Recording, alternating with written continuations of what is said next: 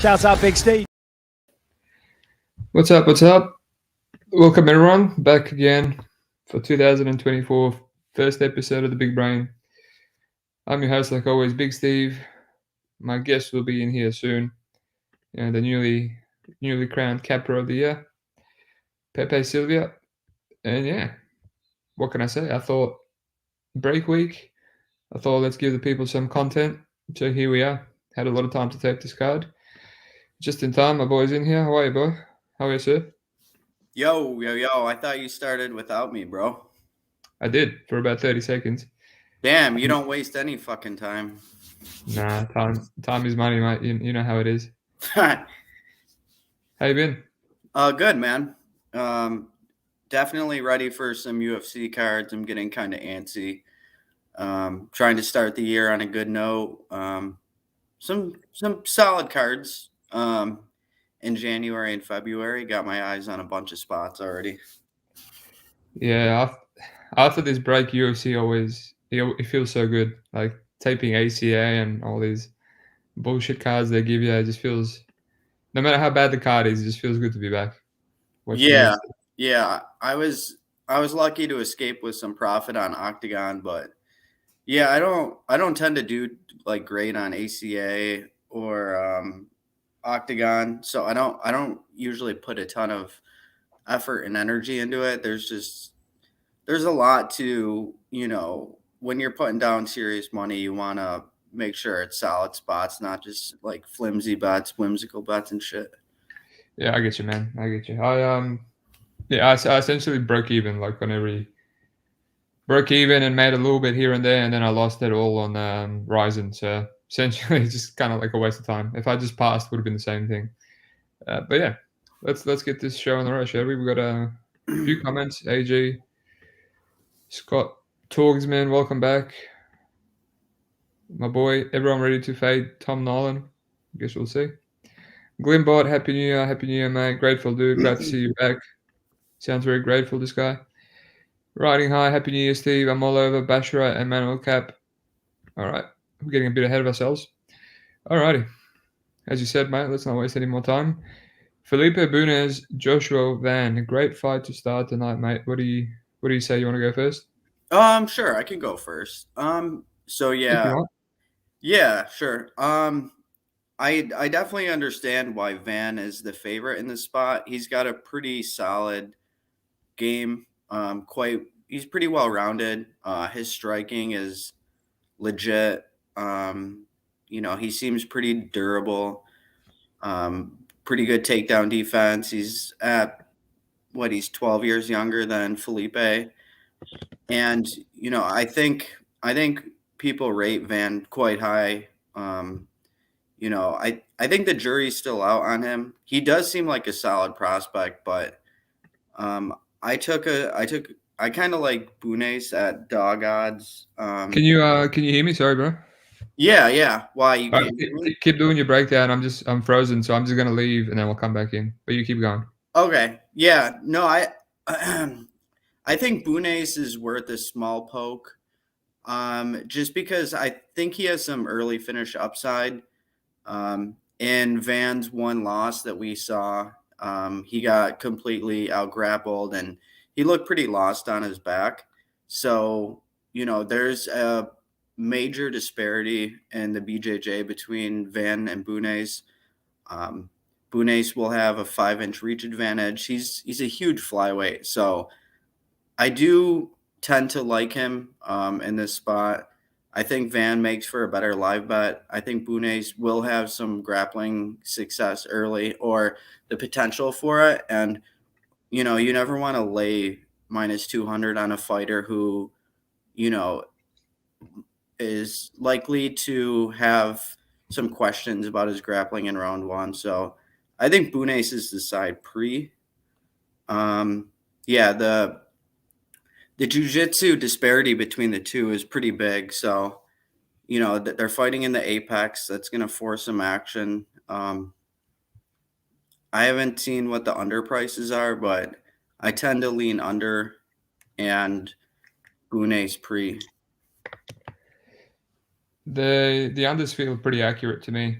$1.66 for the under 2.5, like juice to the under. Yeah, I thought you would say that. I think you got a much better number on Bunes, I'm pretty sure. Bit of money's come in. I feel like about this fight like I did last band fight, like a lot of people were playing that Peruvian guy, and there was value on him, and it looked like there was value. I mean, he was 1-1 going into the third, and near the end of round 3, he kind of got cracked again. Ban that could have easily been 2-1 the other way. But yeah, I just feel like he's still young. He makes mistakes. He's green, so there's always going to be value on the other guy. Like you said, Bunes, man, like good serviceable striking. Elite jiu-jitsu. It's just his wrestling's a bit bad and he can play guard a bit too much. All these ACL losses, he's just playing guard too much. But he also slows down. He's also slows down. So it's like I feel again that there's value on this 34-year-old who's a lot more tested. He's proven in his prime. Like you said, a lot young, a lot older. And man's gonna make mistakes, and he starts slow. And then he kind of builds into it. So yeah, I just feel like maybe take a poke at sub on Bunes. What I noticed with Van, he puts himself in deep armbars a lot. Like even Jackson, and that Jackson fight, 2001, he's like 21 years old, or even what is he now? 22, 23? Yeah, it was 2021, so like a year and a half ago. He's only been fighting professionally for a year and a half. Yeah, man, the Van improvements you can expect like crazy. He's already come in on short notice and beat someone like Zargas, pretty clearly. So this guy's going to improve, a ton. But yeah, like I agree that there's value on Van. I don't want value on the dog. I don't really want to be playing juice on Van. If anything, I'll just live bet him. Yeah, because Felipe, does slow down quite a bit. And I watched every single one of his fights again, even though I didn't want to. I wanted to save some time. And I seen him rocked by that last guy, the Japanese dude, who it's pretty decent. The same combo he put out, the Hawaiian guy with that combo, that 1-2 down a pipe. So, I think at some point Van's going to crack him, make him grapple. His grappling's not the best. And then, if Van doesn't get submitted, he probably breaks him down a stretch. So I'm just going to pass and look for live bet. Maybe play that sub depending what it pays. The thing is, like, I wouldn't even be surprised, and they're in the apex, so it generally creates more action. I wouldn't be surprised if Van did rock him and then fouled him to the ground and then got caught in the guard sub. Because Bunes, his guard is super slick, bro. Yeah, it is. He also goes for takedowns randomly, Van. So I wouldn't be surprised if he randomly just shot in here, like do some young mistake, One of the dudes that beat Bunes in ACA, some undefeated Russian, like they're all the same. He was just dominating on top, and he got caught in deep armbar with 10 seconds to go in round 3. Like it was just fully extended and got saved by the bell. So yeah, we'll see what the sub is paying, just for fun. But yeah, we agree. Yes. All right. Speaking of agreeing, probably not going to happen here, eh? Tom Nolan versus Nikolas Motta. Another good fight. I think this card is better than the pay-per-view next week. I'll just add that on before we continue. From a betting standpoint or just the entertainment standpoint? I'm not sure about betting because I haven't gone deep in next week, but definitely, higher quality level of fights. I was focused on Strickland Duplessis, and I thought the pay-per-view was great. And then I looked at the rest of the main card, and I'm like, this is shambolic. It's just kind of like forcing, all the fighters must have been busy for that one. All right, Tom Nolan, Nikolas Motta. So yeah, I know Nolan well. Big train, Australian guy making his debut. One of my big regrets not playing his money line on Contender Series, but like you're probably going to mention, you watch his tape and there's a lot of room for improvement. And, I watched his last 2 just because you mentioned it back in 2018. The dude was 17 years of age. So in Eternal MMA, which is the Australian promotion, I was actually getting a lot of great lines on this kid because, you watch his early tape and he's just a teenager. And as he's going on, he's just mauling people, knocking out the best Australian dudes they can give him, just running through them. He's a savage. He's got power. He's 6 foot 3. Yeah, that's crazy. 6 foot 3 for lightweight, massive reach. The first fight I bet on him was against Stevens, and it wasn't an easy click because it was not long after that loss, and he just takes him down and mauls him with like the craziest ground and pound I've seen at lightweight. Like just it's crazy. Yeah, he's good. He mixes in grappling as well. He just pushes the pace. But yeah, he's got mistakes. He's a bit hittable. And he can be taken down and grappled and kind of controlled a bit. But he's educated. Usually gets out and then puts on the pressure. His volume's insane. I don't think Motta's very one-dimensional. I played him against Trey Ogden. Kind of didn't like that play as the week went on, and it looked like an awful bet. And I got saved. I got saved by a non-contest by Chris Tione, who usually messes me up, not save me. And yeah, I think Motta has a puncher's chance here, which could be live. We don't know anything about Tom Nolan's chin, so I played the under here. I usually wouldn't play it this early. Couldn't tip it out to anyone because I hit it twice. Now minus 200. I don't know how I feel, but I reckon it could still be like a contender series result. It could be one punch. Motta's extremely chinny, extremely one-dimensional, and his path is a finish as well. All right, so yeah, I've got the under here for about a unit at like $1.72 and then $1.66. But yeah, this minus money on Tom Nolan. I know a lot of people are playing it, and it's just probably hits, but it's a bit young. He's a bit young, and this is a step up. So, what about you? Yeah, so I mean, like how you had mentioned, I mean, it sounds like you're a huge fan of the guy because he's from your area, but No, not. It's just because he's a beast, mate. Just because he's a beast. it's a homer pick, it seems like. But like how you had mentioned, like he's fighting the best of Australia. Like I I said the still best. I said the best they could give him. the best they could give him, yeah, which is still like complete garbage, bro. Like these guys are god awful that he's fighting, bro. They're really bad. And I do get like that I do get why people like him. But I just like personally I try to be contrarian and like think outside of the box and outside of what most people are going to try to do. And it seems like everyone is on Nolan, everyone's on the under. So I'm just going to fade that, but in regards to fading it, I don't know if I'm actually going to bet the other side or not. I'm still deciding on that. I might just like as a part of fading it, I might just pass, like that's an option too. But yeah,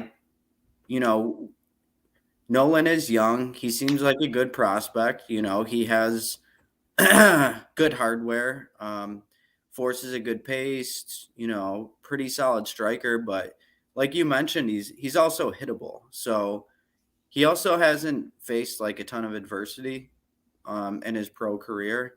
So I don't know how he's going to handle it. Like he looked pretty wilty in his amateur loss, but like you said, it was 5 years ago. He was 18 years old. He's obviously a lot better. He's obviously like way more filled out physically, and he's going to be a lot bigger than Motta. But I do think Motta could potentially find the chin for sure. Van Camp was towering over him and he found his chin. I know Van Camp's a bum, but like Nolan is super hittable. So I do like, I don't know, the under and Tom like knocking him out is probably like more than 50% maybe, but I don't know. Too many people are on it. So I'm either going to go the other way or going to pass. I wish Motta had a little more durability. There's definitely like a huge pattern of him getting finished early. So yeah, I haven't actually decided what I'm gonna do with this one. Yeah, I mean, He's definitely chinny as all hell. I wouldn't say Tolan is wilty, man. I mean, I literally watched that fight just for you because I knew you were going to bring it up. And in terms of what's it called, adversity, he has a lot of adversity in his fights because before he started getting these early finishes, there were back and forth fights. Like he's getting grappled, he's getting his back taken, spending like 3 minutes being backpacked. But then he gets up, he gets up, he doesn't get submitted. He's got good submission defense. His fights are usually like wars before he started running through people. So I get the feeling that, as he's turning 23, he's developing some power, some one-punch KO power. He doesn't have to like break people anymore, like over 3 rounds. And so some of the punches that these other dudes took, they went into round 2. I don't think Motta's. I know Motta well, man. He's probably the most chiniest guy. He's up there. He's top 5. But I mean, Motta has fought like a very a pretty good menu of fighters regionally. Yeah, like, but most of the good ones knocked him out. Trevor Sinclair, who Nolan fought, he's 0-3 professionally. He went to decision with him. Adam Cook, I mean, that guy looked like he was gassed after round 1, and even he couldn't. That guy's actually decent, Adam Cook. He looked fucking shot in round 2. Yeah, because he was a weight class under. He was tiny, bro. He's a small lightweight. He looked like a junkie, fucking, who just got out of rehab.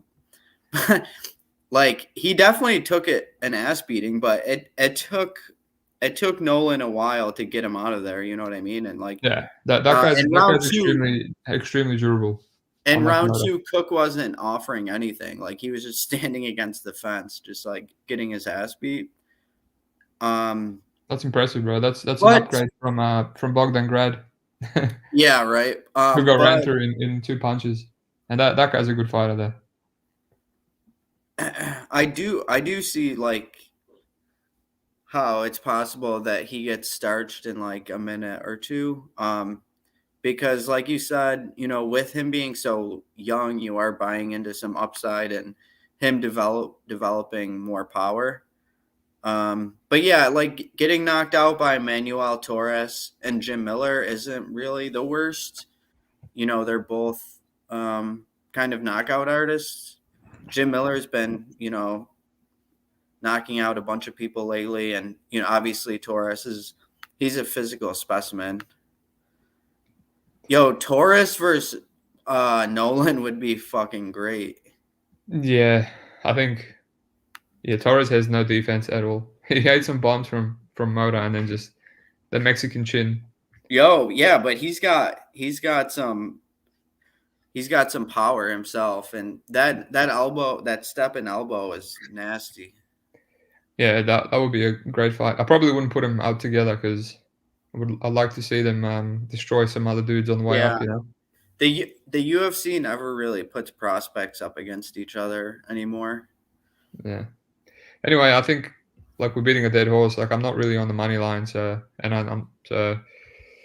agree. You can't really play the money line, but yeah. If you end up on Motta, I think that's a brave play, and I can't shit on it, but I'm not gonna say it's for me. Yeah, I hear you. Because he basically has a puncher's chance, so that's why I'm playing with the under. And if he goes over, if Motta is like negative or something, and then he survives, and so be it. But I think this is going to be a hindsight. Yeah, like that knockout on Van Camp was like pretty solid. Like he was kind of doing that a lot, where he would bait him in with the right hand, and then when Van Camp would try to go to defend the right, he would come in and he's so short that he has to like dive with the left. But it's a pretty solid setup.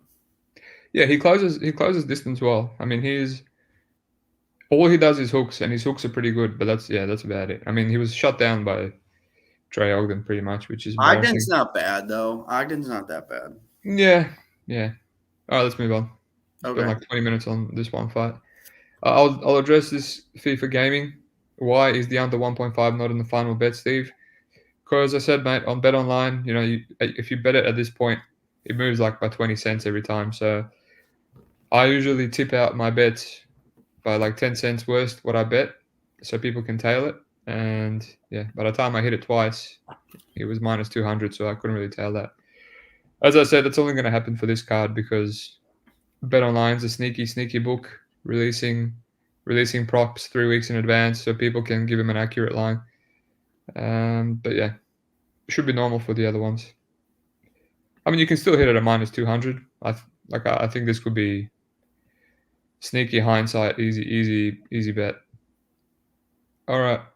So Westin Wilson versus Gene Silva. I think we can save some time on this one. I taped every fight of Wilson, looking at an aspect that I could maybe make some money here. The under is obviously juiced, incredibly juiced. I thought after Contender Series decision, maybe it would be a bit better. But yeah, no, I'm not. The way Wilson fights, he has no defense. He has no takedown defense either. He's got some decent subs, and I've seen Gene Silva get his back taken and backpacked. Maybe that's a path. He also had a deep knee bar on Joe Anderson Brito. So maybe if you're feeling cheeky, maybe Wilson round one sub. But yeah, generally, Gene Silva seems quite durable, so no way I could play this under or even parlay it or anything like that. Just maybe look at Gene round one. He likes the guillotine. Maybe Gene round one submission, Gene round one KO. We'll see, but yeah. What do you say, mate? Do we move on? Or? Yeah, I didn't tape this one. Yeah, even better.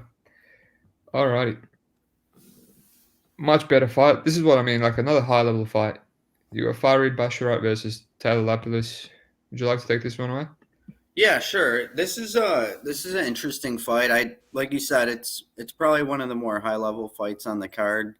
I do think it's accurately lined. I don't really see an angle. I mean, props aren't out yet, but as it stands now, I don't really see an angle. I do favor Basharat just because I think a lot of the issues that Lapilus faced against Loughran he'll face with Farid just more pronounced. Loughran is like a lot more hittable than Farid is. So, I don't think the striking will be as pronounced as it was against Loughran. I think it's like pretty even on the feet, maybe slight edge to Lapilus, but I think Farid's solid. And, he's definitely still developing and improving each fight. So I wanted to like Lapilus and play him, but I think the Apex favors Basharat too, and yeah, I do think the overs are probably pretty safe. I don't really see Basharat getting a finish. I see Basharat decision at a pretty high clip.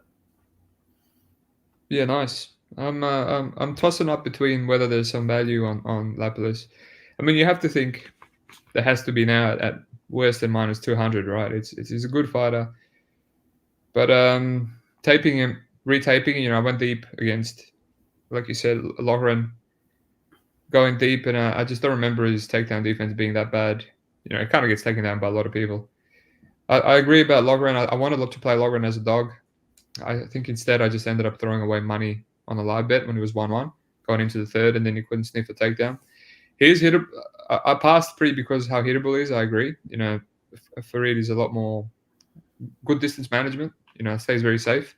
It's so hard to fade these, Basharat brothers. They're so technically efficient everywhere and good IQ on top of it and good cardio to match. So it's hard, but if I can give Lapilus something, he does have good get-ups. So I think he's going to be up every single time he does get taken down. And I think he definitely has the better boxing. I think the striking could be competitive because Farid's going to kick on the distance, feint and stay long. But boxing, is not even close. Lapilus has that left hand down the pipe. He's got good pull counters, definitely more power. He's actually knocked out some decent people. But the level of competition for Lapilus is like way better, man. Like Pena, the Aries champion, and Loughran as well. Cage Warriors champion. Manel, Marcus Brunno. Yeah, just all these dudes. But yeah, it's hard. It's hard to fade. It's hard to fade Farid when you just know he's going to get takedowns at will. If the fight is competitive or close. Yeah, I agree on the overs, but just not for me. It's so juiced at this point. But yeah, let's move on. Yeah, I tried to fade Farid with Blackshear, and I mean, I do think it was like a decent bet because he was like plus 260 or some shit, or plus, I think it was actually even more, like plus 280. And I mean, fucking Farid's takedown defense is just insane. So unfortunately, that bet wasn't able to come to fruition. But yeah, I don't know, the UFC has been very intentional with their matchmaking with the Basharat brothers. Um, so yeah, I agree with that. But yeah, Lapilus takedown defense has always been kind of sus. Like, what was the like the Eric Perez fight, you know, and like you just see even now he still has the same issues against Kaolin. So yeah, I think Basharat should roll. Yeah. I mean, yeah, the get-ups are good though. He's like, is he going to backpack Lapilus? Like, but Lapilus had his, you know that the Dagestani, the leg thing that Lauren did Yeah, when he pinched his legs. Like, yeah. Farid doesn't do that, and he still got out of that. And then he had his back taken, and he got out of that too. And he proceeded to like outstrike him. I feel like maybe it's competitive. But even the Blackshear fight, the Blackshear fight, Blackshear is a decent step up, but he likes to play guard. So every time Farid took him down, it was kind of, it was just easy to stay on top. But and even the guy on Contender Series, a gassy guillotine puller, one takedown, the guy was gassed for 2 and 3. He's finally fighting someone that, when he takes him down, he's going to work his way back up to the feet. So, yeah, I'm not rushing to lay the juice, but see how the fight goes, maybe live bet. I definitely think they could have given him someone easier, if they were trying to give him another win. Like the other brother was getting, Trevin Jones and Mendoka and much easier fights. Yeah, that's true. But yeah, they gave him Clifton Rodriguez, who's a 125er. Yeah. I think that was more of a punishment for Clayton. Yeah. For missing weight. They try to give him the best guy to punish him. It is weird matchmaking because they're having Lapilus, who's like a star out in France, come out to be on the prelims for this Apex card against an undefeated prospect. Like, I don't know. I think it's bad matchmaking, but it is an interesting fight. It's good it's good to see who's going to be the next prospect, I reckon. So yeah, I think I just rather see Lapilus against another striker, but yeah, he'll be back, man. He's had a good UFC run the first time. I think he'll have a good UFC run. He's already beat, Irish Cejudo. Alrighty, let me just find this comment. Grobar CK, I have a narrative against the one Australian fight on the event. What's the narrative, mate? You never said it. I'm curious. Lapilus resume kind of lacks that. I wouldn't say that, man. I just said he's got so many good dudes from the regionals. Lapilus head kicked Nate Maness, I think. No, he side kicked him to the body and knocked him out with a body shot. Riding high, Steve, the Octagon parlay gave me a hit, but I got greedy and threw Andreas Michailidis. Learned a valuable lesson. That's it, mate. As long as you learn a valuable lesson. All right, Marcus McGhee, Gaston Bolanos. So I took a shot on Marcus McGhee and who is it?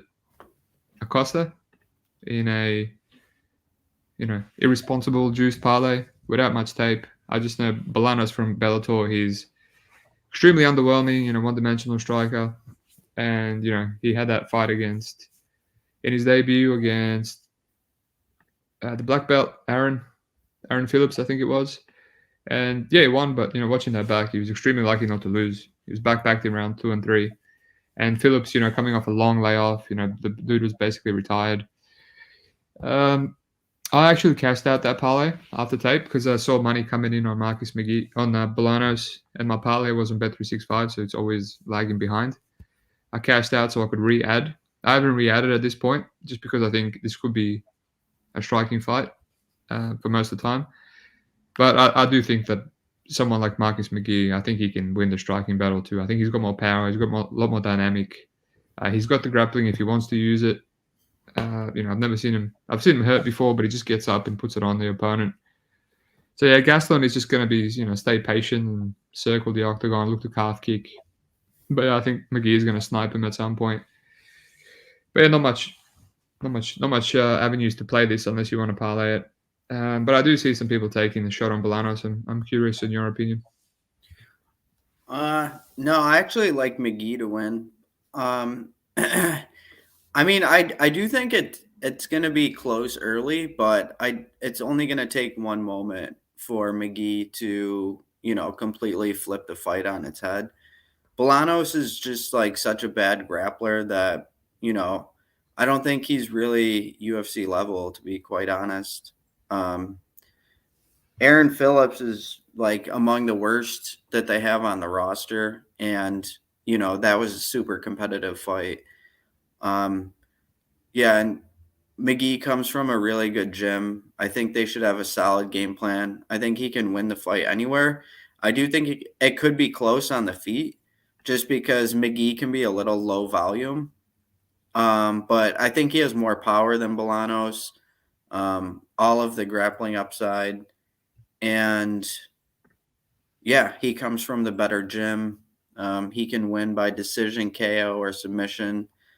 I think Bolanos, his KO likelihood is like probably like a quarter of what McGhee's is, and his decision upside is probably like a quarter of what McGhee's is also, and he has like barely any submission upside in my opinion. But yeah, like you just saw how bad his guard is and how quick Phillips got to mount once that hit the ground. I think the only I did parlay McGhee with Acosta also, actually, without even talking to you. I think the only thing I was thinking about was like whether it was going to go over 2.5 or not, because it's like plus 175 for the over. And I do think there might be a tiny bit of value on the over 2.5. It's just, I don't know, if it gets to the ground, like McGhee might just like insta sub. So I don't think I'm going to touch that. I was going to add that also, but I don't think I'm going to at the current number. Yeah. I was looking at the under, see why we're so juiced. But if McGhee doesn't get grappled, you just rely on him to KO Bolanos, who, I don't really know what his chin's like. He mostly gets submitted when he loses. Yeah, but he was rocked and then submitted against Carey. By Carey, yeah, that's right. And his losses there to absolute bums. I do agree that he's not UFC level at all. I think something's going on where he's had a lackluster Bellator career and now he's in the UFC and they're kind of forcing it. I don't see it. Yeah, like it's not like I think McGhee is like incredible, because like he's just okay, but I think he has Bolanos covered pretty much. He's definitely UFC level though, McGhee. Yeah, I agree that for sure. He's a beast. What's this guy saying? Faded Macoun and Matheus because he felt like they wanted to bust out one bet every Australian would make. Maybe Nolan will break here. That's a weird take. It sounds like a little paranoid. Yeah, for sure. That's a weird narrative. Because the Australian market's not even that big compared to the rest of the world betting into it. Oh well, good luck to you, man. If Motta does win, I hope it's under 1.5 rounds. Alrighty, Matheus Semelsberger, Preston Parsons. Short notice fight for Matthew. I was eyeing this fight for a bit, with UFC not on. I kind of just look advanced, look in the future, tape one fight, and then go back to taping Rise and whatever's on this week. And this is one that I was eyeing off for a bit, mostly the under 1.5 at big plus money, mostly because I always thought Parsons a bit chinny, bad defense, and I thought this was high likelihood that Semelsberger gets that classic 1-2 round 1 KO like he has before. And I taped it, and I ended up playing Matheus Semelsberger moneyline, for unit, $1.76, $1.74. And it's one of those, same price as Motta. And I'm just kind of like, okay, bit of grappling upside. I got reverse seal lead as well. yesterday, and I spoke in another Discord. I'm like, who's playing this guy? And then the guy that was playing him didn't really make me scared at all, so it's fine. But yeah, I get it. It's one of those fights. Semelsberger's on short notice. Parsons will proactively grapple a lot, but what it comes down to. His grappling is not the greatest. His control is awful as well. He has a really good level change, but when he has you against the cage, he just doesn't have anything there. A lot of people can defend his takedowns against the cage for long periods of time. He never really, ducks down and locks his hands under the wrist, under the waist. Pardon me. He does have great passing, great advancing. As soon as you're down, he advances to mount and back, but he's really harmless there. He had everyone there. I had Evan Elder, a short notice lightweight, there, and he was easily reversed multiple times. Always end up on bottom. Go for arm bars. Go for arm triangles. There's a lot of relevant fights.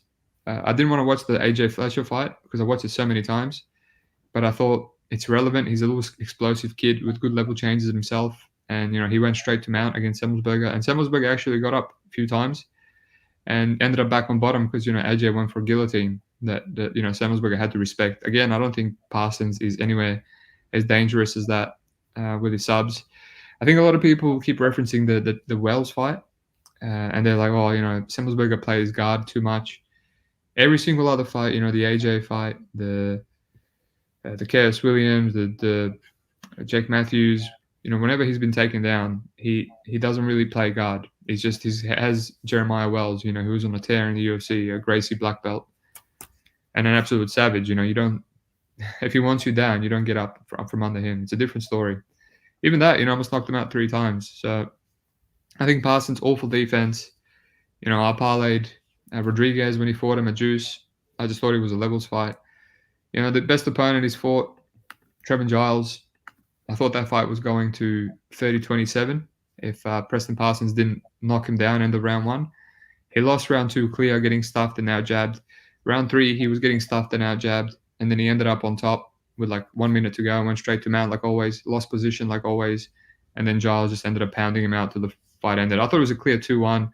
And if not for that knockdown in round 1, it's clear 30-27. So getting 30-27 by this current Giles is extremely, big red flag for me. I pretty much fade everyone against Giles.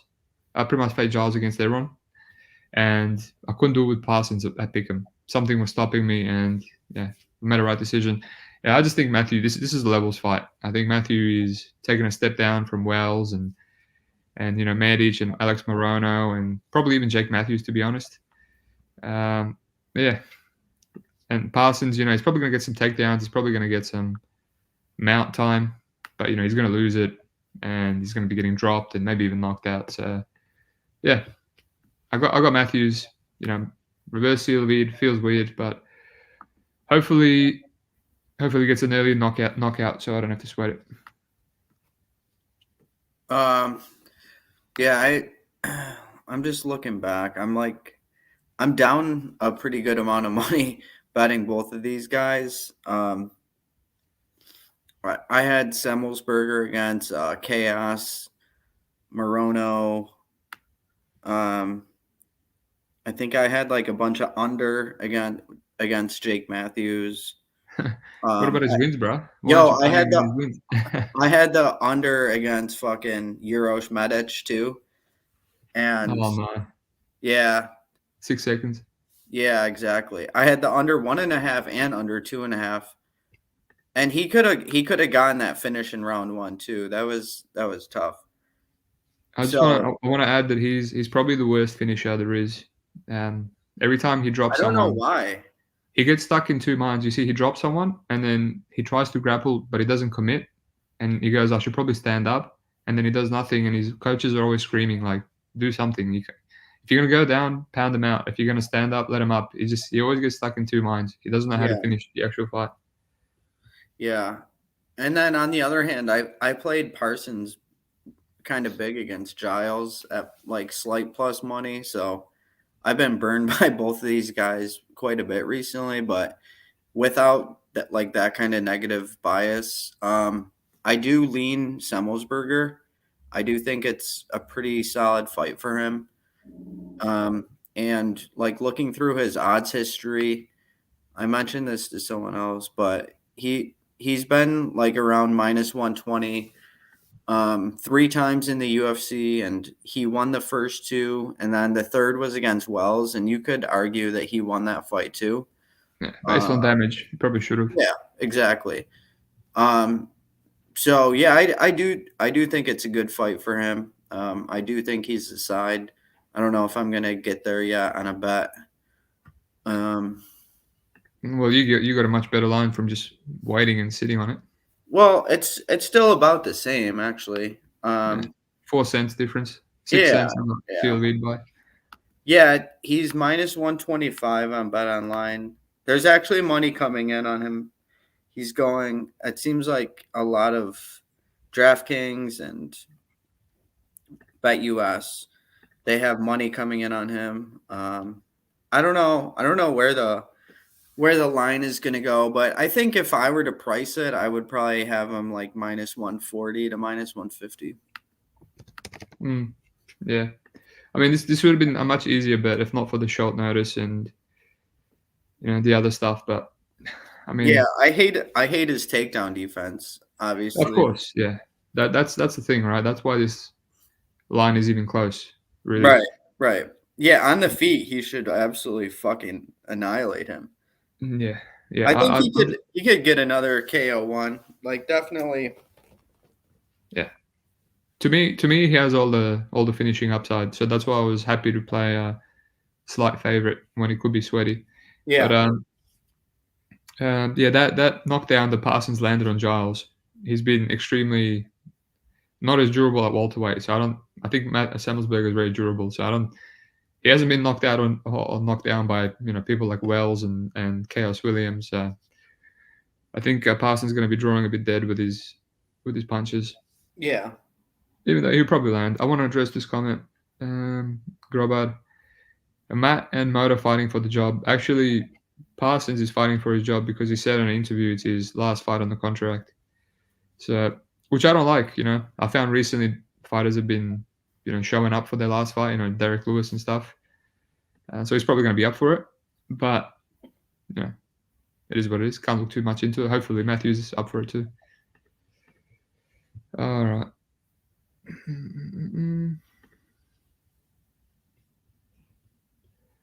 Andrei Arlovski-Acosta. I think we can keep this one short and sweet as well, right? Yeah. I already mentioned that I parlayed him a little earlier. Same. And yeah, I don't really see a win condition for Arlovski. I'm not going to say like Acosta's a lock, but I'm quite comfortable parlaying him. I'll say that. Yeah, it's one of those. I mean, Andrei has a path where he's going to stick and move and not get knocked out, but Waldo is pretty good at just biting down and throwing at some point. And, I was on him against Bresky. I was going to play the KO, a decent plus money, obviously because of the regression, because he couldn't knock out Sherman and a bunch of others. And I was like, that's very lucky, very lucky because he does throw hard. And Bresky's not going to survive. And I just ended up, hitting the money line just to be safe in case it was a moments-based decision. The same thing's going to happen here. If he doesn't knock out Arlovski, I think he's going to have a lot of moments. He's going to be dropping him. I think this is going to be a clear hindsight, obvious KO. This is one of those ones where you say UFC know what they're doing. Yeah. So, and this is a massive step up, a step down. This is a step down from Lima and maybe even Bresky. So, yeah, we can move on.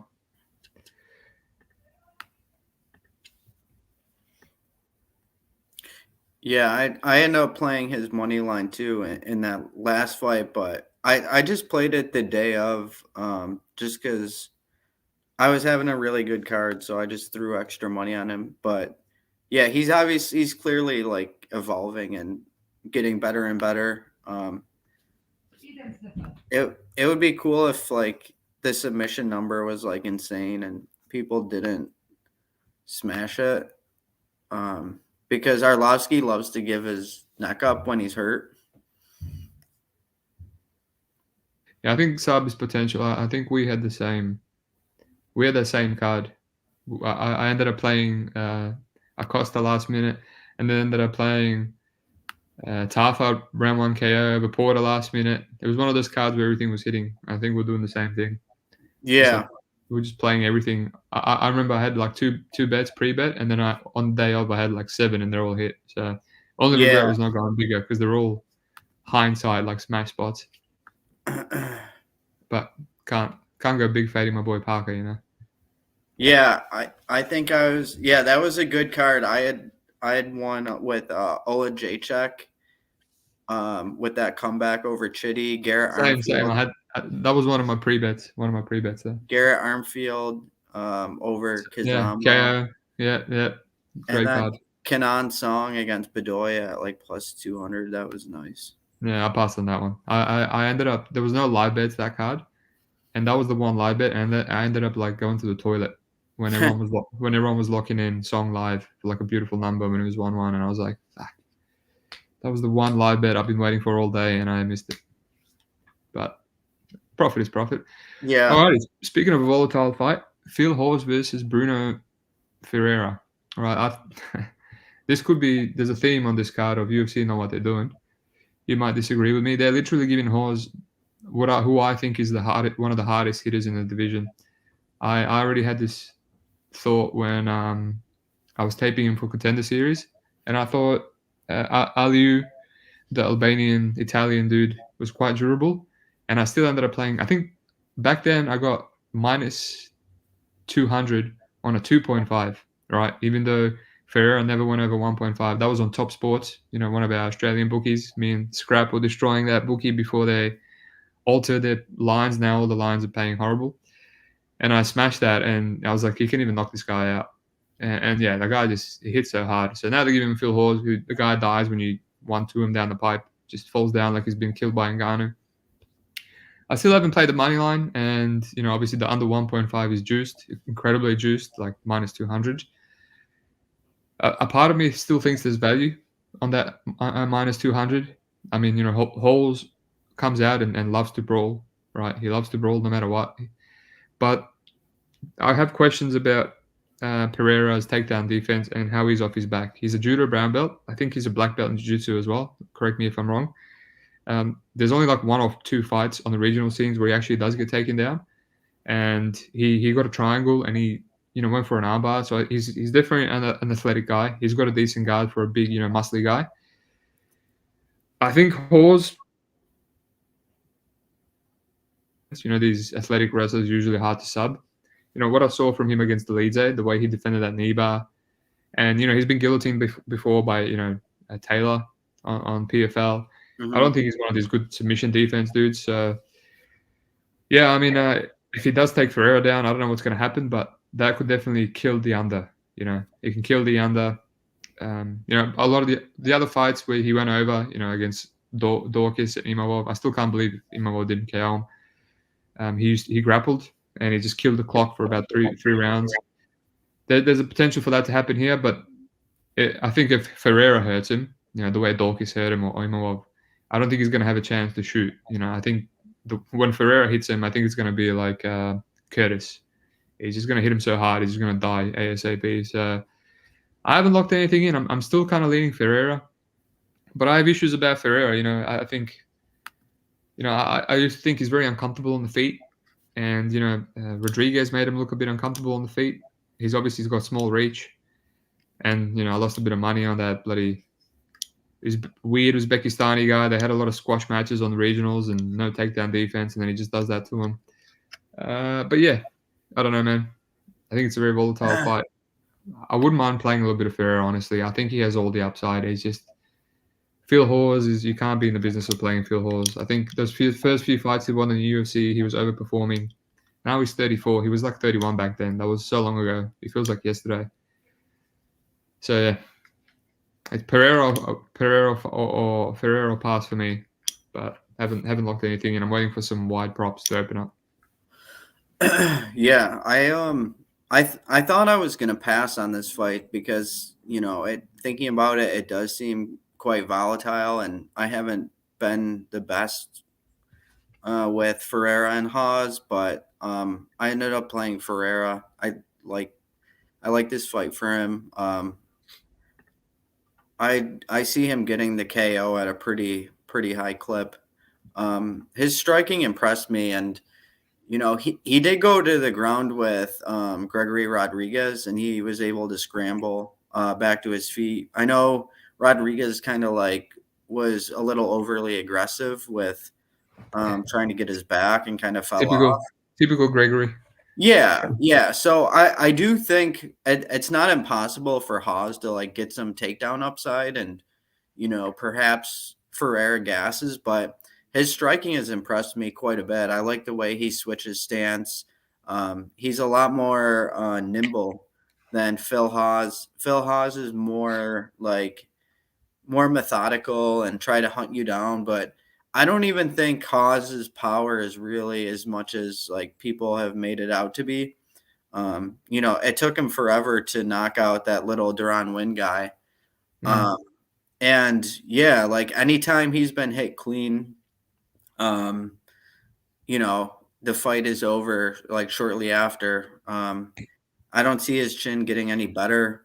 I think because of the speed advantage that Ferreira has and like how bouncy he is on his feet, I think that's going to give him a ton of problems. The knockout against Rodriguez was super nice, dude. Like the way he baited him into it was just like pretty high level. And his leg kicks are super fucking solid too. Like I do think that Uzbeki fighter that he fought last time is like an animal, bro. Like that dude looks fucking legit. And he's weird, man. He's weird. He definitely had some squash matches in his home country. Yeah, his striking like looks so clean though. And yeah, it does. He's 6'5", dude. He's 6'5". Rodriguez is like 6'2". So Ferreira's faced like two of the biggest middleweights. Now he's getting someone who's like kind of stocky like him. I think it's going to be even easier for him to find Phil's jaw. Yep, can't disagree, man. I like I said, I left the same after tape. I was like, I actually want to play Brunno here just because, less washed and, feel just things have to be going right for 3 rounds. And even with the wrestling, at some point, Bruno's going to get up and knock him out. But what I will say, I do agree with what you said. Brunno does have, good counters, and he kind of pulled Rodriguez into that knockout. But he has to do that because he's so small. He can't really go, jab for jab with people. And he does have issues with people throwing straighter punches. When he was going toe to toe with Rodriguez, he just RoboCop kept catching him with the 1-2, and then he's like, "All right, I'm going to pull back. I'm going to counter him." I feel the same thing's going to happen here. Feels very amazing fundamentals. 1-2, that teep. He's beautiful Muay Thai, so he's probably going to be backing up Brunno for a bit. And it's like that's how he got caught. Threw a naked leg kick and he got caught with a straight down the pipe as well. So I don't know. It's going to be volatile. I think if Phil wants to keep him on the end of his jab and the end of his teep, he's probably going to do it. But yeah, it just depends. Depends what Phil comes out. Probably his last fight on the contract. If he's patient, if he's going to wrestle. I thought the same thing as you, that he doesn't really hit that hard, right? But I changed my mind. I think he does hit hard, and he's going out there throwing 60%, and he's not throwing bombs like Ferreira.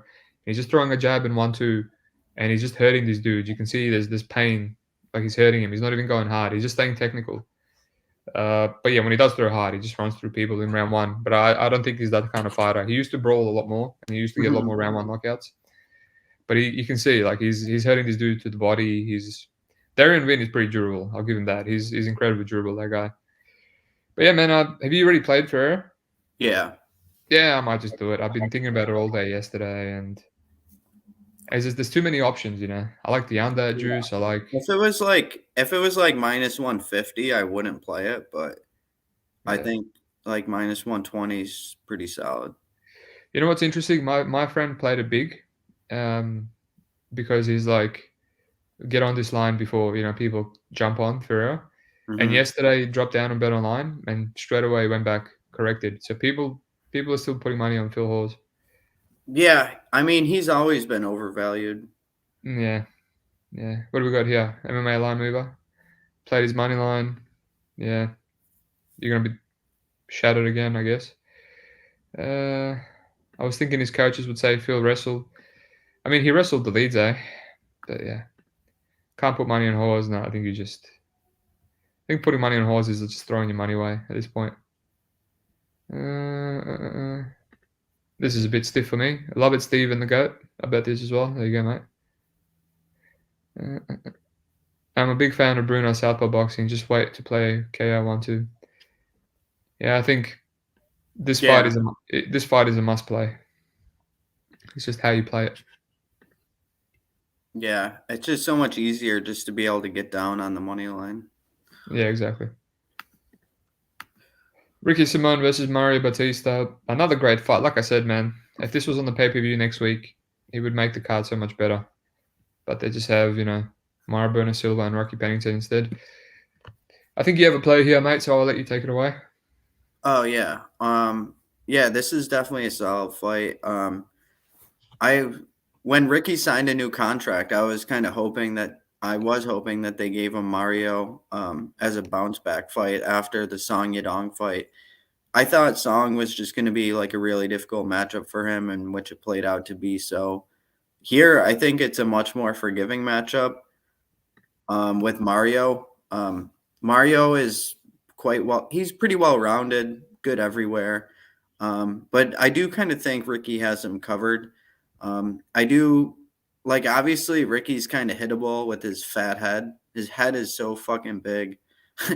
He's easy to hit, but I don't really think Mario has that much power, to be honest. The level of competition is pretty wild between the two of them. On the side of Ricky, Mario's wins are pretty shitty. He greased out that close decision against Blackshear. And he showed in that fight that he still has the holes in the wrestling that I knew were there, that just hadn't been quite exposed that much. I bet Blackshear against him at plus 250 or some crazy shit like that. And I was like, yeah, Blackshear should be plus 140, plus 150. This line is way off. And, he had shown in previous fights that he's able to be taken down. He's able to be controlled against the fence. And that's what Ricky shines in. So I played Ricky. I think he gets it done. I think it's a nice bounce back spot for him and just a good stylistic matchup. Nice, man. I didn't rush to tape this one. I felt like the line pre-tape that we're getting was pretty accurate. With everything you said, I felt like Bautista, he bullies people, he gets the takedowns, dirty boxing. And it's just almost impossible to bully someone like, Ricky. He's the same person, but better. He's always bullying these dudes. One of my favorite bets ever was, him as a dog against that Welsh dude, Jack Shaw. Just ran through him, and I don't even know why he was the underdog, I guess. The run that he was on, just the loss to Faber and then Rob Font, which I just watched again, and I do think he's got some chin issues, but not as bad as I thought. Took some bombs from Font. If his chin was really that bad, probably would have gone down a couple of times there. And yeah, I just think Simón does what Bautista does, but better, really. And yeah, like you said, there's none of that power to really be an issue here. So he's just he's just kind of going to hit a brick wall here. What's he going to do to Simón? Again, I think Blackshear, we mentioned it before, is a bit of a guard guy. He's always had issues with being taken down. It is a step up. It was a step up, and Bautista beat him, but that was super close. And would he beat him if Blackshear didn't have those two cuts in a row, back to back? I was actually surprised how well he did in that fight with those two weight cuts. So yeah, I agree, man. I mean, it's Simón's fight to lose, but he even then, he can still kind of fight close. It's the same thing. Ricky usually outmuscles people, but he's fighting a guy that's quite physical himself, Mario Bautista. So it's how much value am I getting on this current line? If anything, it's accurate. If not, maybe on some bookies, Bautista has a little bit of value at plus 140 because it's going to be a decision, right? We agree that it's going to go to a 3-round decision. Probably. Yeah, I mean, I'll be surprised if Ricky Simón just ran through Bautista with a submission or a KO or something. Yeah. Maybe he can, but I Yeah, kind of think I don't. I think like Montel Jackson was even like a more difficult matchup for Ricky. Like, granted, Montel is probably better now than he was then, but Yeah, but Montel always had like issues with getting grinded out. Like we see Miles Johns do it to him as well. Like he just kind of mentally flakes in there. Once you grapple him for 2 rounds, he stops getting up off his back. And whereas Bautista, he sees that I've seen that against Blackshear that he just doesn't really have a gas tank issue. He's happy to like scramble back and forth. So yeah, I mean, if it is going to go to decision, I just feel like maybe a 29-28 for Ricky. I mean, the dude lost rounds to Borg as well, who's tiny. He's just the control. Borg's a really good wrestler, though. He is, but he's a flyweight. He's a flyweight, and He's not a flyweight. He is. I mean, if he can make it, he's a flyweight. He can't make flyweight. Yeah, he can't anymore because he's given up on it. But just look at the guys that Mario Bautista beat, though. It was before, like, that Blackshear. You agree that was like a 50-50-ish fight, right? Yeah, I mean, I was passing on him. I know people were playing him as a favorite. I was like, no way, and I thought he was. Yeah, I'm surprised that was a unanimous, honestly. Yeah, I had split written all over it. So Guido Canetti, Benito Lopez, Kelleher, and Perrin. Yeah, they're awful. This guy's an example of like UFC just setting him up. Yeah, easy and win. Trevin Jones knocked him out. Trevin Jones doesn't knock anyone out. That's so weird, man. That fight is just, I think, why I can't cap Trevin seriously. But since then I can, because he's had like 5 fights in a row where he's proved that he's like awful. Who has he knocked out since then? Yeah, no one.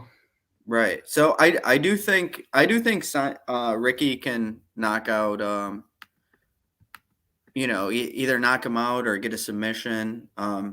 Obviously Ricky's hittable, so possibly Mario can knock him out. So yeah. I wouldn't say the over is like very safe. It could be a crazy ass fight. No, I wouldn't say the over safe here either. Especially because it's juiced as well, right? Yeah, it's juiced. Yeah, of course. No, I just don't know how much value I'm getting. My moderate favorites is my worst ROI. So, and maybe that's something to do with Semelsberger coming up as well. So, I don't see it's the control. Ricky Simone's control is not great. Yeah, he's a guy that can mat return you like 10 times, so it's good. It's not like someone that's got bad control and then he gasses out the more he takes you down. He'll probably just keep mat returning Bautista. Yeah. And Bautista probably, he's not going to be able to take him down. So yeah, it's his fight to lose, but I don't know how much value am I getting. I have to go a bit more deeper. I'll be honest. Like this is, like I said, I left this last because I didn't think I was going to see any value. But yeah, I'm still going between. If I think it's a 29-28, maybe there's a shot on Bautista, but yeah, the dude was getting taken down way too easy by Blackshear, so we'll see. We'll see. There will be blood. Sorry, Big Steve. I made a lot of money from Pepe. It's fine, man. I'm just kidding. You're also the GOAT. That's what I thought. No, I'm joking. I don't give a shit, man. It's all good. I'm only the GOAT if Dan Levy gives me the award. So 2024. You got a lot of work to do. You got a lot of work to do this year, then. Yeah, I know. I have to focus on my bet MMA and my Twitter game, and which is never going to happen. So rest in peace, my GOAT status. Over 1.5 is a good look. Yeah, no, I'm not a fan of those. Is Pepe moving to heavyweight? Looking thick, like MMA guru. Yeah, it's probably the off season, bro. He's probably been bulking over Christmas and New Year's. The beard makes me look fat too, I think. My beard is out of control right now. That's the case. Let me zoom in, bro. Let me see. Fuck yeah.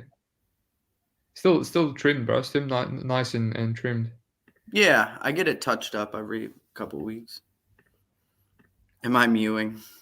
I'm trying to mew, bro. Every now and then. Always mewing when I'm not talking. That's it. Alrighty.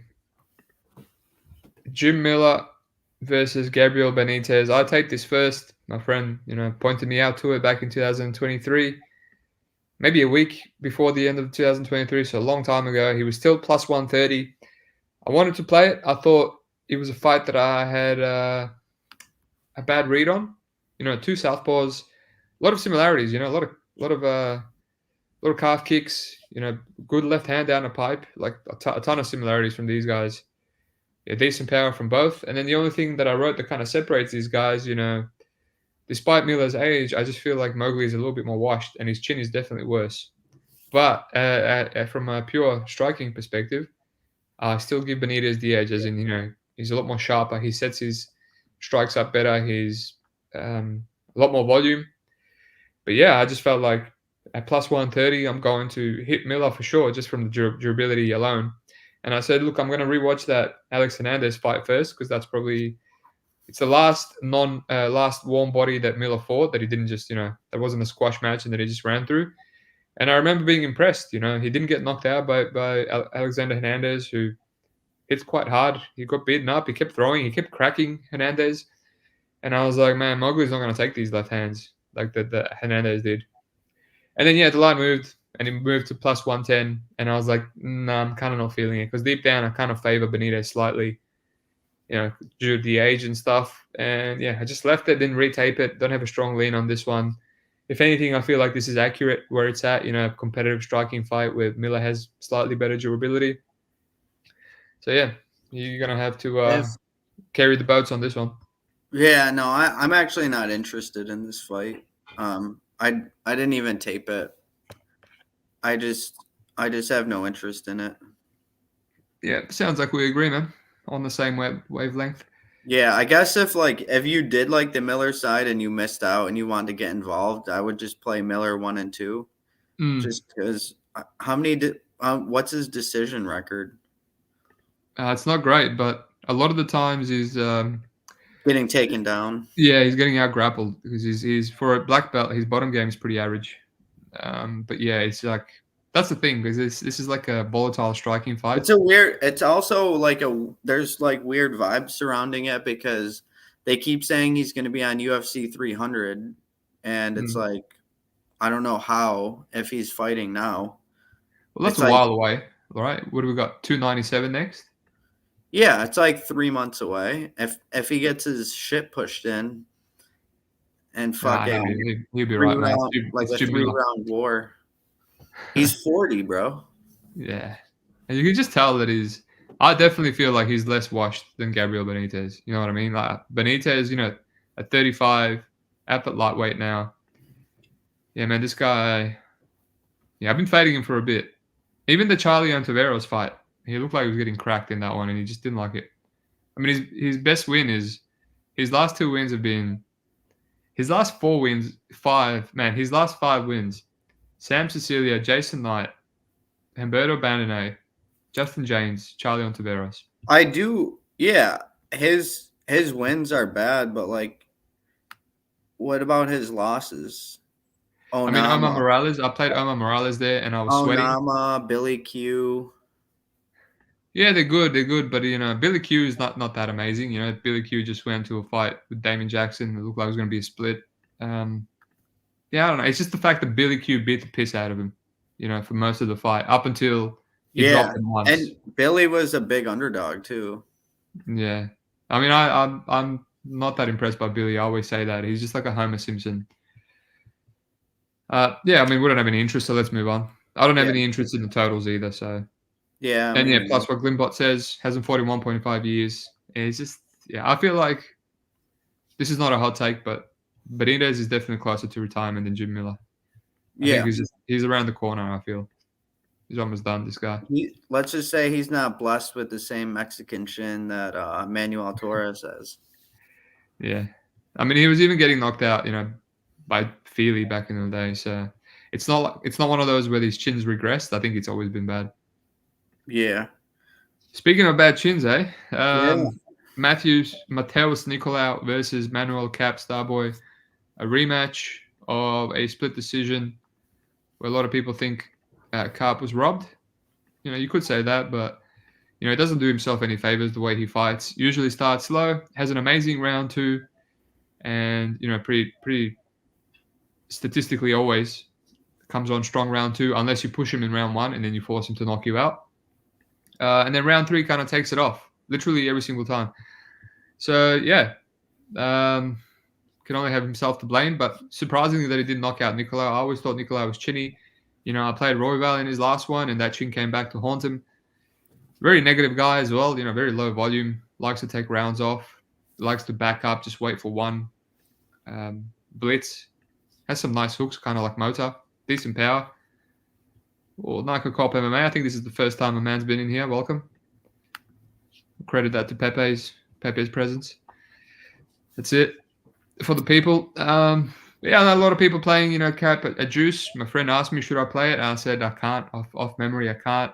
Completely forgot about this Felipe dos Santos fight. I remember dos Santos was like landing a lot on him there. I had Cap Juice against Santos, because short notice, a super hittable kid, didn't know much about his chin. I was hoping he would drop him and knock him out, and he ended up having an absolute titanium chin and amazing cardio. That was a fight of the night, so props to that kid. But yeah, Nikolau's not taking those shots. But the thing is, Nikolau's not going to push that pace either. So we might have Carp pressuring him, Nicolau looking to back up, looking to counter him. Carp also has no defense. He lost that fight because he kept letting Nicolau land on him. His chin is iron. But yeah, I lean towards. I'll just say I didn't tape extensively for this one just because I watched their first fight so many times. I'm kind of sick of it. I'm kind of leaning towards this one being a Carp, mauling. Just this, he knocks him out. He didn't knock him out the first time. That was the obvious answer, and I think people think maybe it's going to go similar to the first, but this time he knocks him out. It does what he should have done in the first fight. So I like the under at plus money, but then I thought, it's only one way. It's only on Carp's side because his chin is immaculate.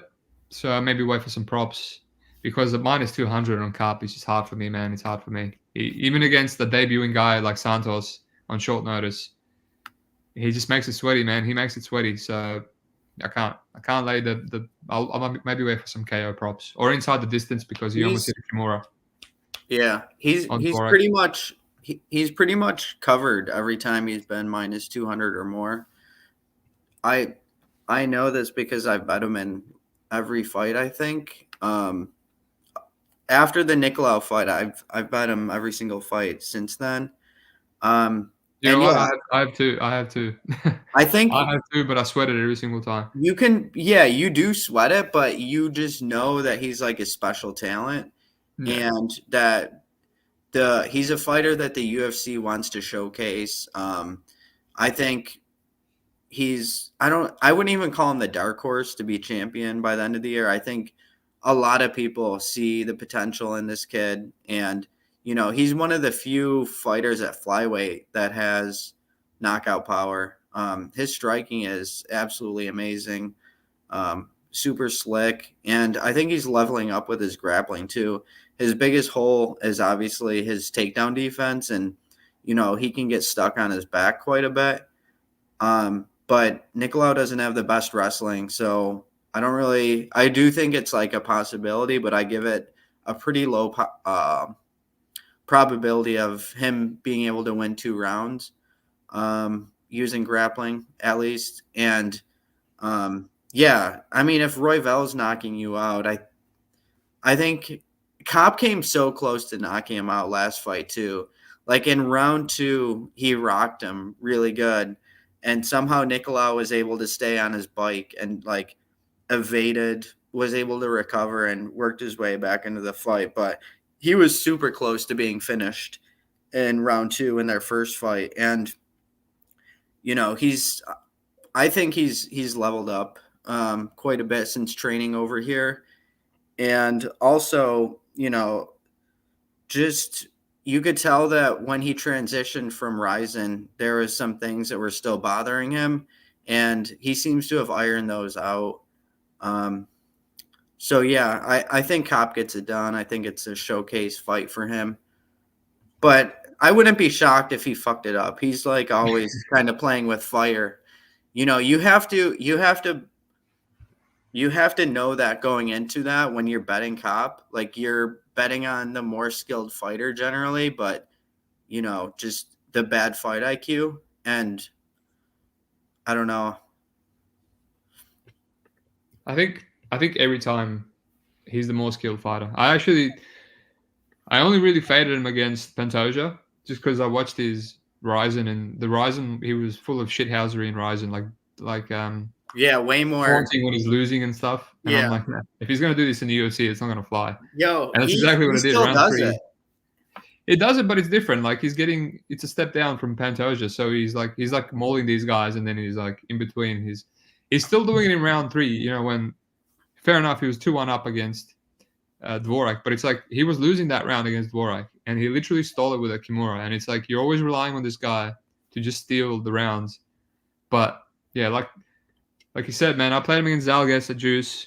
I know some people playing Zalgas, and I played him against Dvorak, and I was sweating, and I played him against Felipe de Santos in a parlay. But yeah, every single time, man. But I actually played Ode against him. Oh, did you? Yeah, I thought it was a great play right before the knee came. Didn't he miss weight?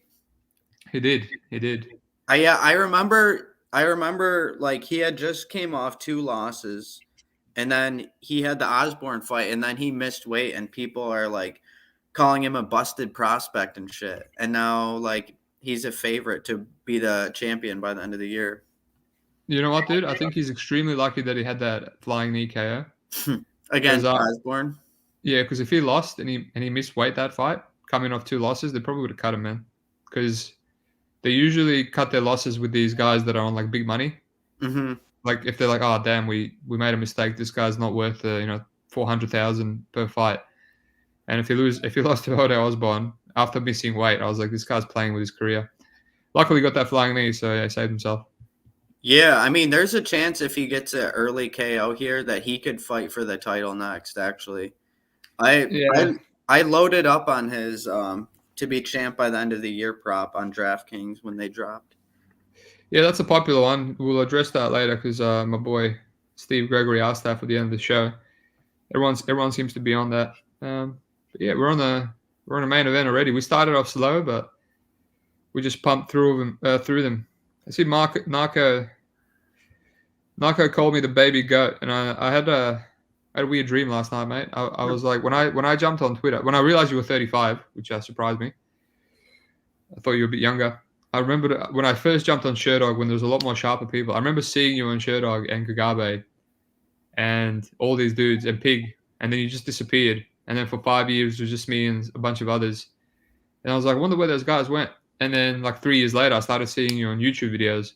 And then I didn't even know what Discord was. And I was like, I mean, when I just started, like 5 years ago, I didn't know anything. These guys were already on Sherdog forums. And then like 5 years later, they were on YouTube and stuff. So I was like, man, that's crazy. You definitely have a bit of experience on me. And age too. Yeah, I thought you were my age. Yeah, well, thanks. I thought you were younger and you thought I was older. That's good. But a lot of people think I'm older. So about these cameras, they don't do me much justice, bro. These fucking cameras.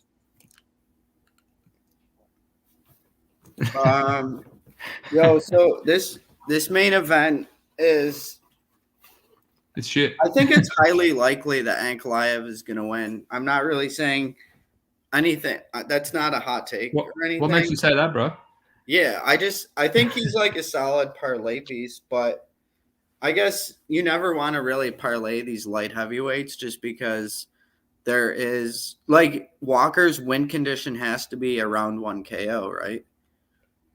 I don't know, man. This is just the way Ankalaev fights. I think he can give away a decision away, right? He's just so untrustworthy. Someone asked me a parlay buster. I say Ankalaev's a parlay buster only because you think he's going to be a popular parlay piece, you know? Like, I'm not saying he's going to lose, but I think he's going to be the most popular parlay piece. And that's why I think he's a popular parlay buster. Yeah. I think Cop Manel is going to be a popular parlay piece. Nolan and Van are also going to be. Yeah, I mean, Ankalaev is like the worst line, and he's fighting the most dangerous opponent, and people are still steaming him. So it's a bit weird. Well, Walker kind of sucks. Yeah, I don't think he does that much. I mean, look at the first fight. I'm convinced that Ankalaev is gonna submit him. Yeah, look. I'm just going to say that I hate this fight from betting perspective. So there's not much I want to add. So if you want to give your hot takes about, my Magomed round 2 sub.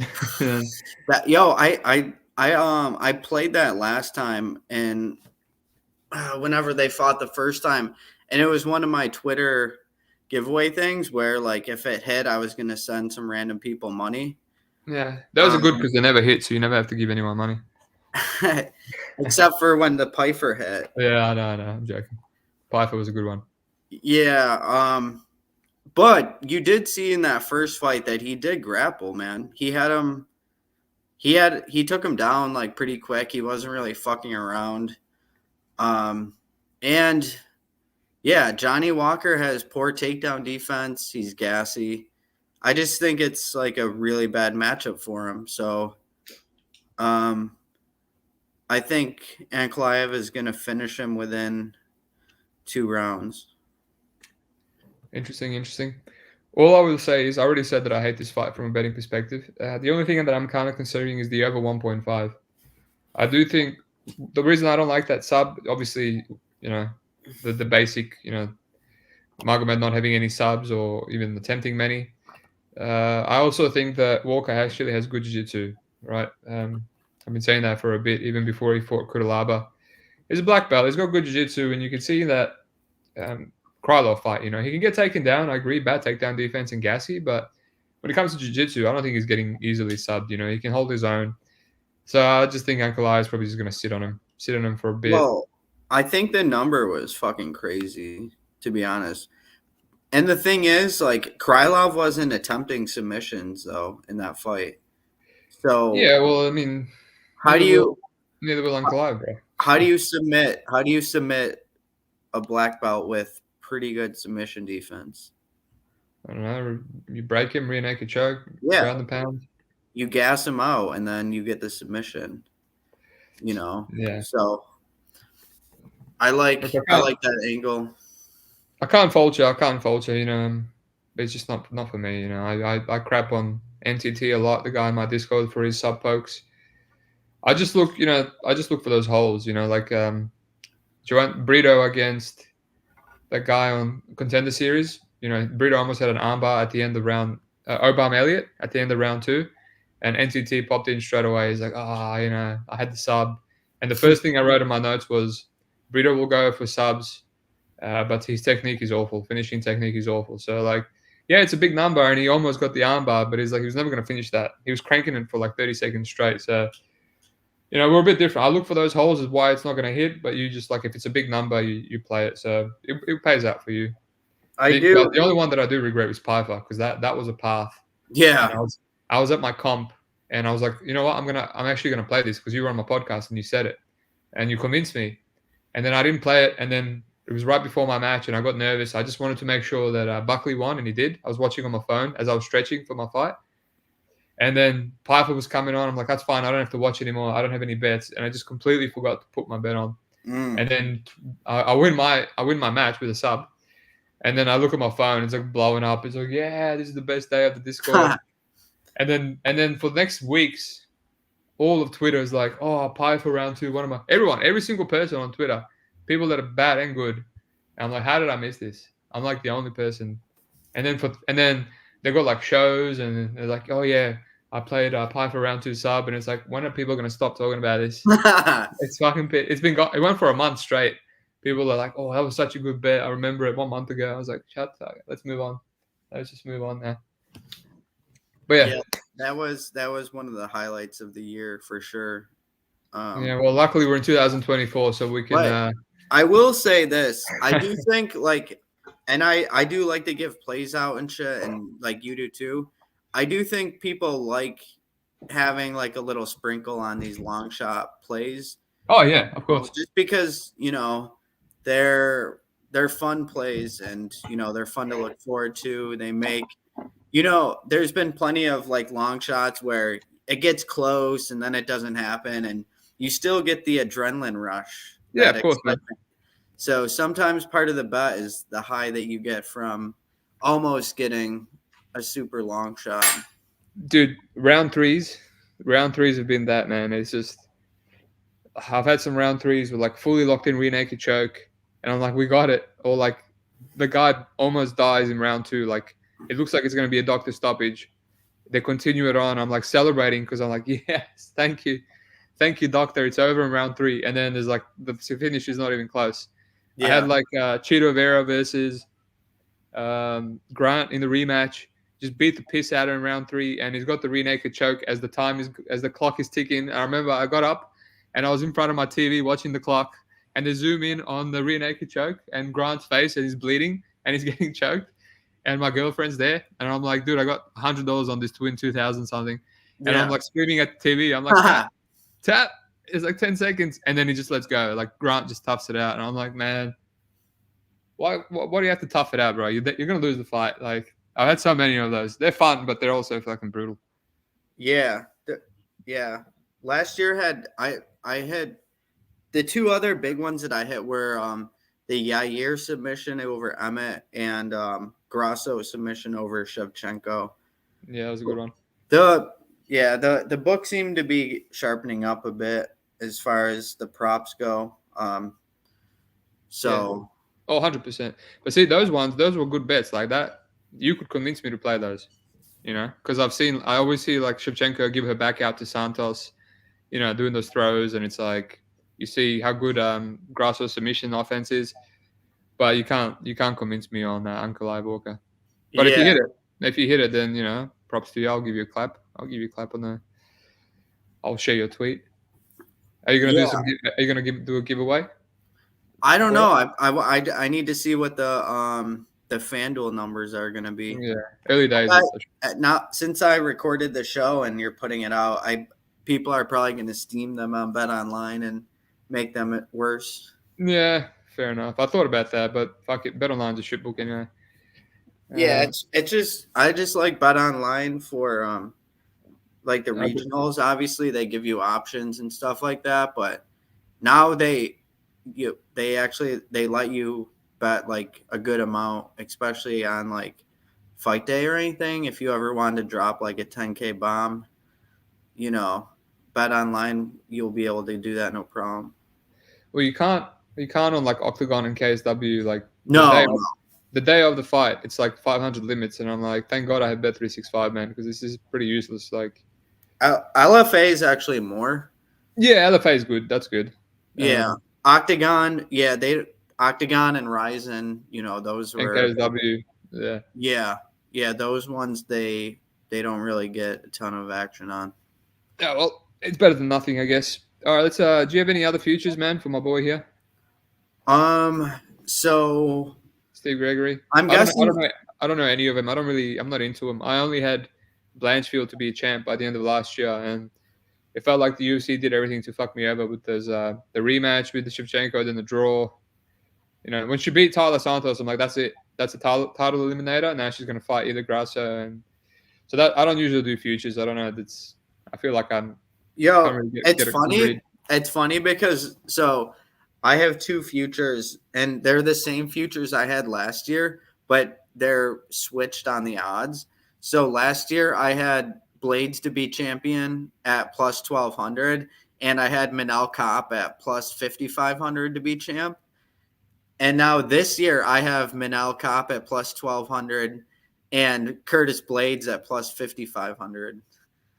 Nice. So same exact numbers, just switched. Same 2 people, Blades and Kopp.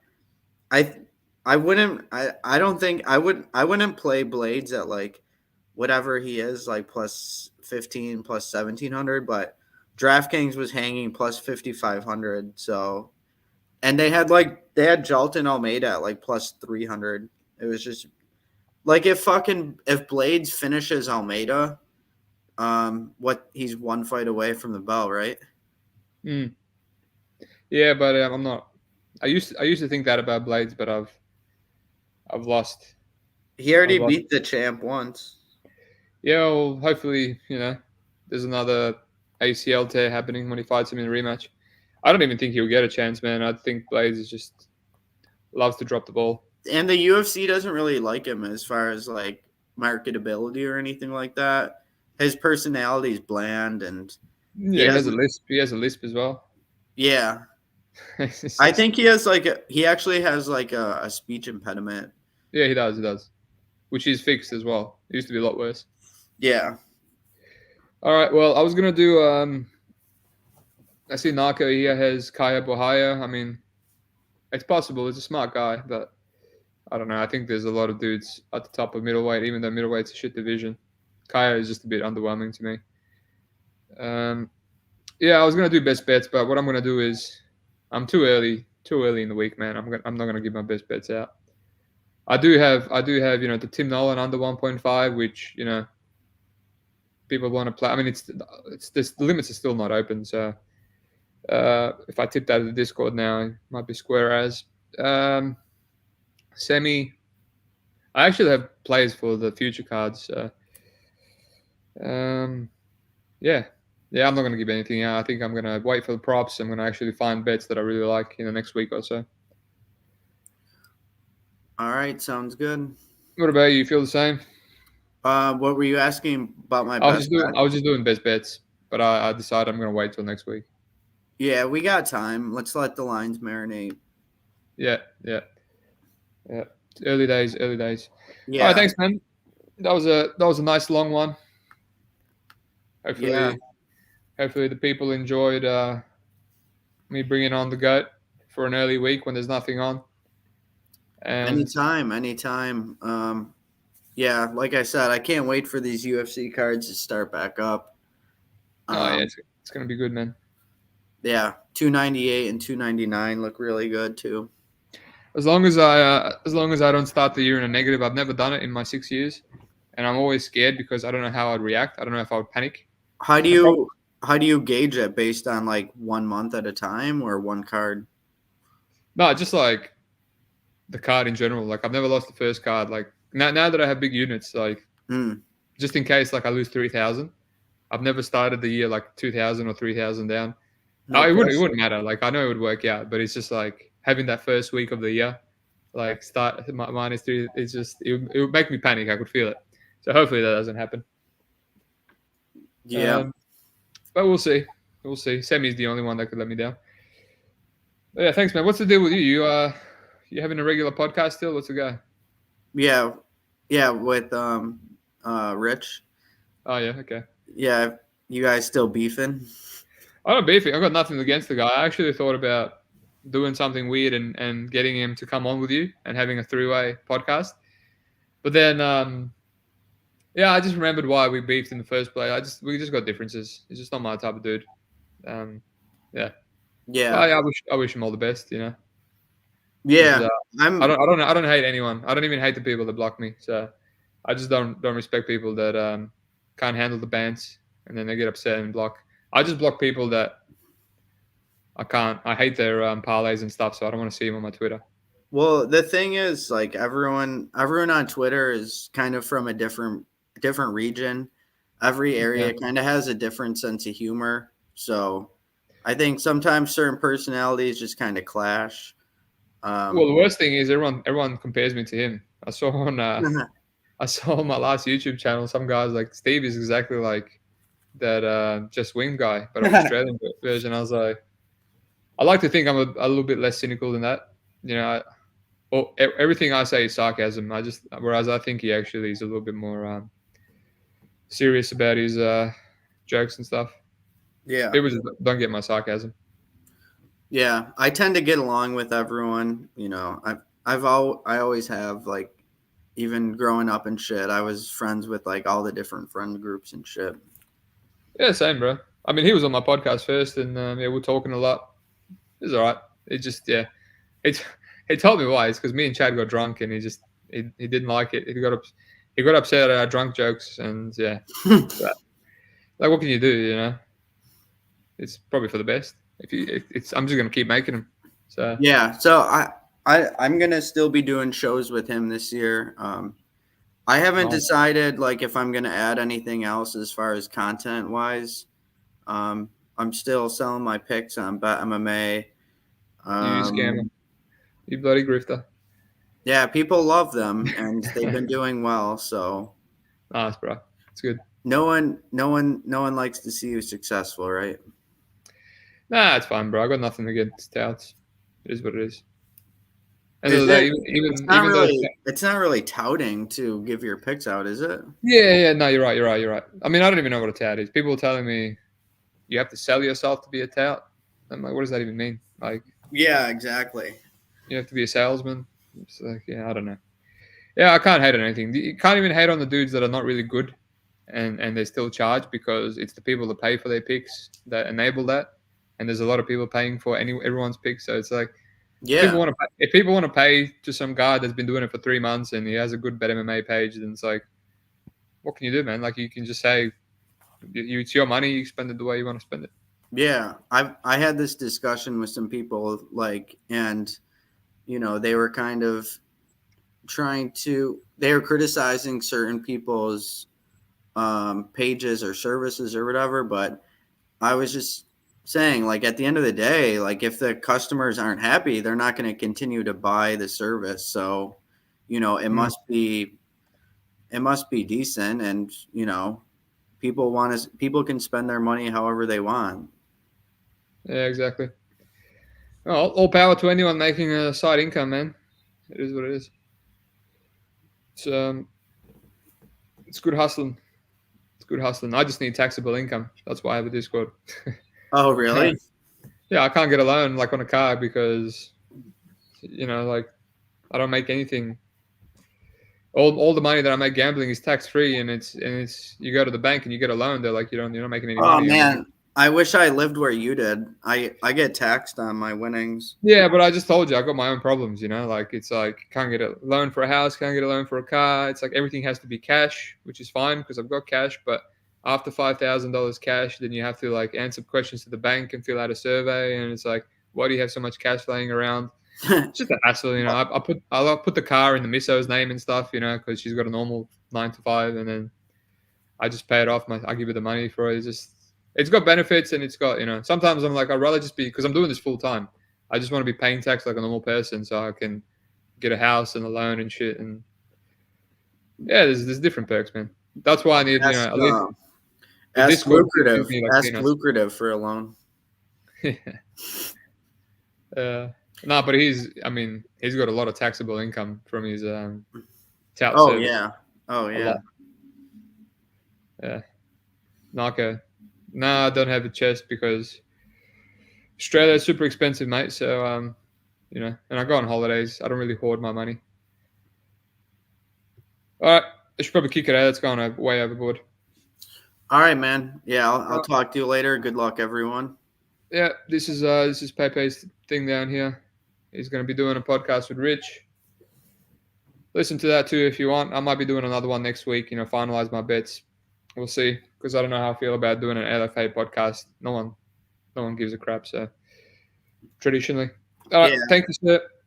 If I tape the LFA card, maybe if we both tape it, maybe we can give up a show out after we get our money down. All right, I'm down, man. We'll lock it in. Right. Lock it in. Nice and quick one though. We won't take an hour on it. Yeah. All right. Cheers, boss. See ya. Like and subscribe. Peace out.